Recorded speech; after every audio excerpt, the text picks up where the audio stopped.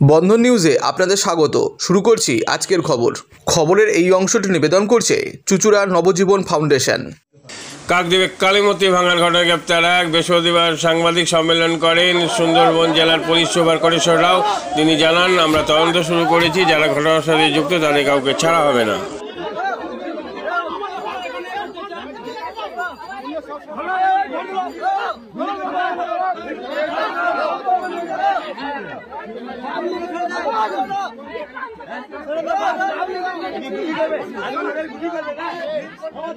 ফেসবুকে লাইক কর, ফেসবুকে লাইক কর, বল এখানে প্রশাসন খুলতে যাচ্ছে না, ঠিক আছে বল আমার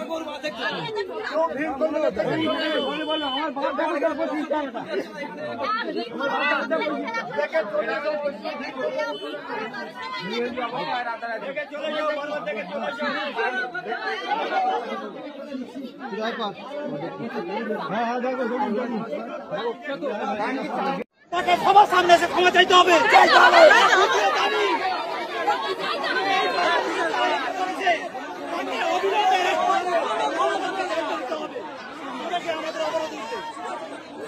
গতকাল 5:30টার সময় থানা খবর পেয়েছিল যে ভারত ব্যাংক পোস্টাল পুলিশ স্টেশনের মধ্যে সূর্যনগর জিপিতে উত্তর চন্দ্রনগর নস্করপাড়া গ্রামে একটা মা কালী মূর্তি ক্ষতিগ্রস্ত হয়েছে বলে আমরা ইনফরমেশন পেয়েছিলাম। ইনফরমেশন পাওয়ার সঙ্গে সঙ্গে পুলিশ টিম পৌঁছে গিয়েছিল। পূজা কমিটি মেম্বার্সের সাথে কথাবার্তা চলছিল। পূজা কমিটি মেম্বার্স প্রথমে মেনে নিয়েছিল যে আমরা বিসর্জন করে নেব, তারপরে আপনাদেরকে কমপ্লেন দেবো, আপনারা সঙ্গে সঙ্গে অ্যাকশন নিয়ে নিন আর এক্সকিউজলি অ্যারেস্ট করে দিন বলে। কিছুক্ষণ পরে অবাঞ্ছিত লোক ওর ভিতরে ঢুকে গেছিল। ওর ভিতরে ঢুকে গিয়ে লোকেরা বেশি হয়ে গেছিল, আলাদা গ্রামের থেকে চলে এসেছিল। তারপরে মূর্তিকে, মা কালী মূর্তিকে ওখান থেকে ন্যাশনাল হাইওয়ের উপরে নিয়ে চলে গিয়েছে। ন্যাশনাল হাইওয়ের উপরে নিয়ে চলে গিয়ে ওখানে কমপ্লিটলি রোড ব্লকেট করে দিয়েছে। যখন রোড ব্লকেট করে দিয়েছে, আমরা additional SP zonal, additional SP headquarter, SDPO, DSP সমস্ত পুলিশ ফোর্স আমরা পাঠিয়ে দিয়েছিলাম। অ্যান্ড যারা বিক্ষোভকারী যারা আছে ওদের সাথে আমরা কথাবার্তা চলেছিলাম। অ্যান্ড আমরা ওদেরকে কন্টিনিউসলি কনভিন্স করতে চাইছিলাম। দুপক্ষে থেকে ন্যাশনাল হাইওয়ে, ডায়মন্ড হারবার রাস্তা, ন্যাশনাল হাইওয়ে পুরোটা ব্লক হয়ে গেছিল। রাস্তার ভিতরে অনেকগুলো অ্যাম্বুলেন্সেস আটকে গেছিল, পাবলিক লোকেরা আটকে গেছিল দুপক্ষে থেকে। যখন আমরা ওদেরকে রিকোয়েস্ট করতে চাইছিলাম, প্রোটেস্টার্স একটু উত্তেজিত হয়েছিল, হাতে লাঠি ছিল অ্যান্ড স্টোন পেল্টিং শুরু করে দিয়েছিল। তখন আমরা ভেবেছিলাম যে মা কালী মূর্তির সুরক্ষা, পবিত্রতা, সম্মান রক্ষা করার আমাদের টপ প্রায়োরিটি। অ্যান্ড ওখানে একটা পোর্শন পুলিশকে বারবার রিকোয়েস্ট করে যাচ্ছিল যে আপনারা অবরোধ তুলুন, আমাদের অ্যাম্বুলেন্স আটকে গিয়ে আছে, আপনারা কিছু আলাদা পোর্শনটা বলছে যে এখানে মা কালী মূর্তি রাস্তার উপরে আছে, আপনারা তাড়াতাড়ি স্যানিটিকে প্রোটেক্ট করুন অ্যান্ড আপনারা এর সেফ কাস্টাডি নিয়ে নিন। তখন আমরা সঙ্গে সঙ্গে সুইফটলি অ্যাক্ট করে মা কালী মূর্তিকে ওখান থেকে আমরা পুলিশ ভ্যানে আমরা সেফলি আমরা রেখে দিয়েছিলাম। ধরো ওখানে কোনো কিছু আলাদা গাড়ি ছিল না কাছে, প্রত্যেকটা গাড়ি পুরো রাস্তাটা ব্লক হয়ে গেছিল, পুলিশের গাড়ি বা প্রাইভেট গাড়ি সবকিছু অনেক দূরে ছিল। ওখানে কাছে কেবল একটাই পুলিশ ভ্যান হাতে ছিল। তখন প্রথমে আমাদের টপ মোস্ট প্রায়োরিটি আছে যে রোড ব্লকেট থেকে যখন স্টোন পেল্টিং হয়েছিল, স্টোন পেল্টিং মা কালী মূর্তির উপরে যেন না হয়ে পড়ে, আমরা সঙ্গে সঙ্গে মা কালী মূর্তিকে ওখান থেকে আমরা পুলিশ ভ্যানে আমরা রেখে দিয়েছিলাম অ্যান্ড ওখান থেকে মা কালী মূর্তিকে আমরা প্রোটেক্ট করে দিয়েছিলাম। তারপরে আমরা ওখান থেকে সবাইকে সরিয়ে দিয়েছিলাম, সবাইরা চলে গিয়েছিল। অ্যান্ড তারপরে আমরা ওখানে ফুড পেট্রোলিং করেছিলাম, এরিয়া ডমিনেশন করেছিলাম অ্যান্ড পুরো এলাকাটা আমরা ঠান্ডা করে দিয়েছিলাম। তারপর আমরা থানায় এসে আমরা স্পেসিফিক কেস করে দিয়েছিলাম, তদন্ত শুরু করে দিয়েছিলাম। কম খরচে বিশ্বমানের আধুনিক চিকিৎসার হুগলির মিডল্যান্ড নার্সিংহোমে বাংলার বিশিষ্ট চিকিৎসকরা এই নার্সিংহোমে রোগীদের চিকিৎসা করেন। জটিল রোগের চিকিৎসার জন্য রোগীদের আর দক্ষিণ ভারত যাওয়ার দরকার নেই। হুগলির মিডল্যান্ড নার্সিংহোমে পাওয়া যাবে বিশ্বমানের আধুনিক চিকিৎসা পরিষেবা। এখানে প্রসূতি মা ও সদ্যজাত শিশুদের বিশ্বমানের আধুনিক চিকিৎসা পদ্ধতিতে চিকিৎসা করে থাকেন গাইনো ও শিশু চিকিৎসকরা। দুপুর 12টা হোক বা রাত্রির 12টা, রোগীদের জন্য 24 ঘন্টা চিকিৎসা পরিষেবা বজায় রেখেছে হুগলির মিডল্যান্ড নার্সিং হোম। আমি ডক্টর মানস ঘোষ, আমি মিডল্যান্ড নার্সিং হোমের মেডিকেল ডিরেক্টর। বিশেষত্ব বলতে যেটা আপনি বললেন, একটা হচ্ছে এনআইসিইউ, নিউনেটাল কেয়ার ইউনিট।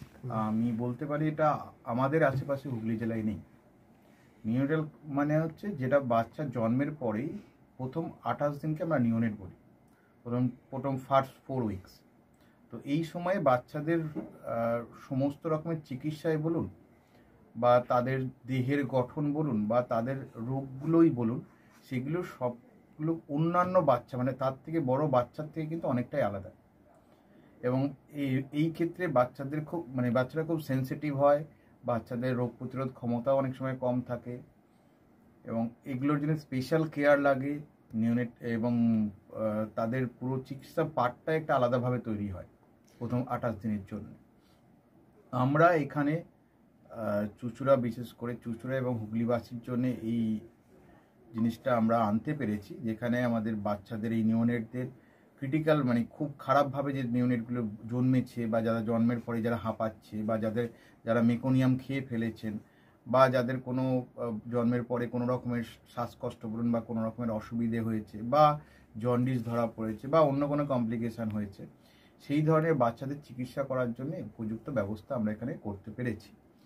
তার ভিতরে আমরা বলতে পারি আমাদের এখানে ওয়ার্মার আছে সাফিসিয়েন্ট, আমাদের এখানে 6টা বেডের জন্য ওয়ার্মার আছে এবং আমাদের এখানে phototherapy bilayer double surface phototherapy আছে যাদের কনজেনিটাল বা যাদের জন্ডিস ধরা পড়েছে তাদের জন্য, এবং বাচ্চাদের ভেন্টিলেটার আছে আমাদের একদম নিওনেটদের জন্য।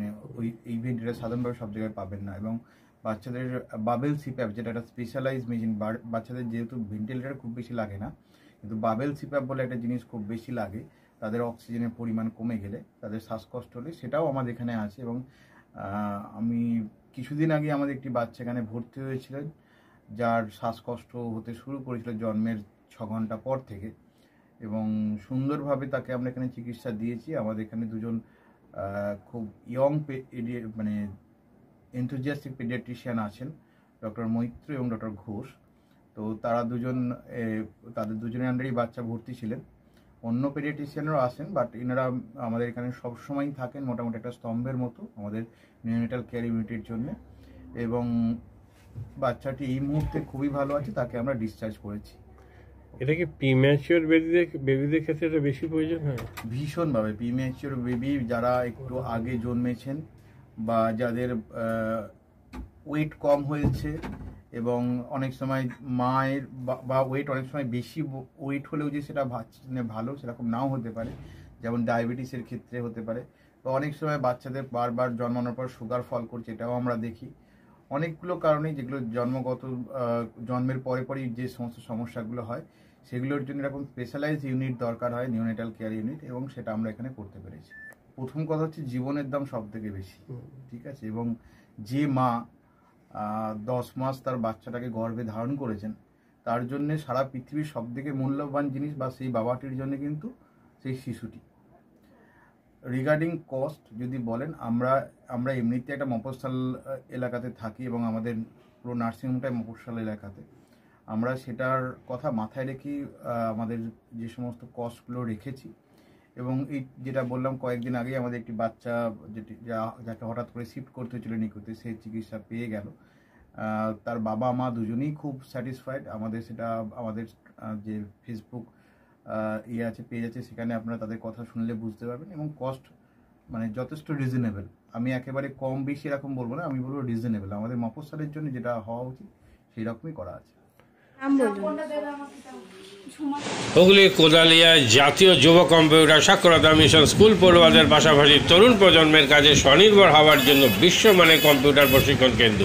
এখানে ক্লাস 3 থেকে ইঞ্জিনিয়ারিংয়ের কম্পিউটার কোর্স পর্যন্ত প্রশিক্ষণ দেওয়া হয়। এই হুগলির কোদালিয়া জাতীয় যুব কম্পিউটার সাক্ষরতা মিশন প্রশিক্ষণ কেন্দ্র থেকে কম্পিউটারের প্রশিক্ষণ নিয়ে দেশে বিদেশে অনেক ছাত্রছাত্রী আজ প্রতিষ্ঠিত।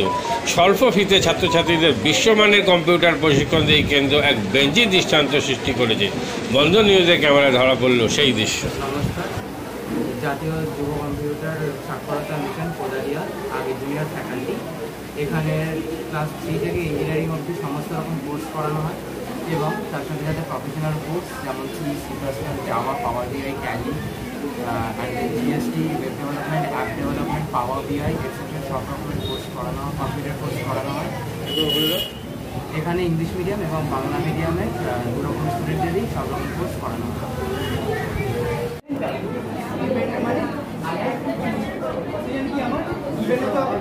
সেকেন্ড কি আমার ট্যালেন্ট, রাইট?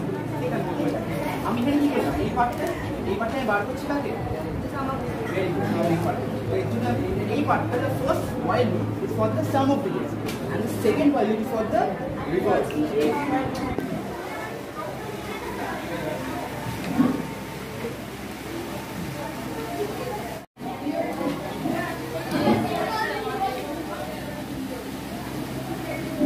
মাদকাসক্ত যুবকদের জীবনের মূল স্রোতে ফিরিয়ে আনছে চুঁচুড়া নবজীবন ফাউন্ডেশন।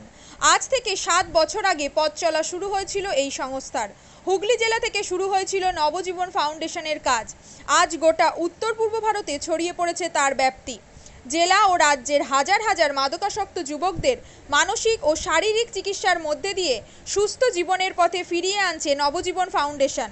কী করে এই সংস্থাকে তিল তিল করে গড়ে তুলছেন বন্ধন নিউজ এর ক্যামেরার সামনে সে কথা বললেন সংস্থার কর্ণধার চন্দন দাস। দেখি ওটার মধ্যে কি আছে বা পাড়ার বড় দাদারা করছে, আমিও একটুখানি করি, ফিলিংসটা কি সেটা দেখতে যাই। এবং একটা সার্টেন টাইমের পর কি হয়, সেটা ফ্রিকোয়েন্সিটা তখন অনেক বেশি থাকে, গ্যাপ থাকে যখন শুরু করে, পরবর্তীকালে যখন নির্ভরশীল হয়ে পড়ে সেই একটা সাবস্টেন্সের উপর, তখন সেটা থেকে বেরোনোর জন্য সে নানা রকম চেষ্টা করে, কিন্তু তার ওয়ে আউটটা জানা নেই যে কোন রাস্তা দিয়ে গেলে নেশা থেকেও বিরত থেকে সুস্থ স্বাভাবিক জীবনযাপন করা যায়। তো আমি ভাবলাম যে শুধুমাত্র আমি সুস্থ স্বাভাবিক জীবনযাপন করলাম, আমার জীবনের সার্বিক উন্নতি হলো, বা আমার যে সব এম বা আমি জীবনে যে জিনিসগুলো করতে পারিনি সেগুলো আমি ফুলফিল করলাম, তাহলে তো শুধু আমার কথাই ভাবা হলো। তাহলে আমি এরকম কিছু কাজ করি যাতে আমার মতো আরও 5 জন আমার দ্বারা উপকৃত হয়, এবং একটা সার্টেন টাইমের পর যখন মানুষ চায় যে ফিরতে, অথচ তার কাছে রাস্তা থাকে না, তখন এই একটা WHO ওয়ার্ল্ড হেলথ অর্গানাইজেশন একটা প্রসিডিওর বার করেছে।